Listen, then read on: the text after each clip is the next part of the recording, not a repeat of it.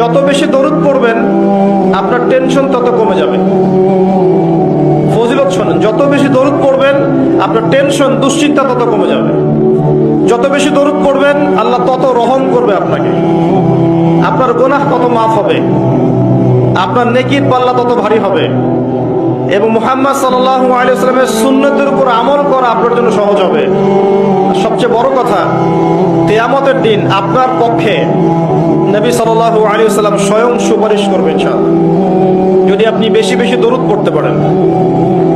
কমপক্ষে সকালে 10 বার এবং সন্ধ্যায় 10 বার পড়বেন।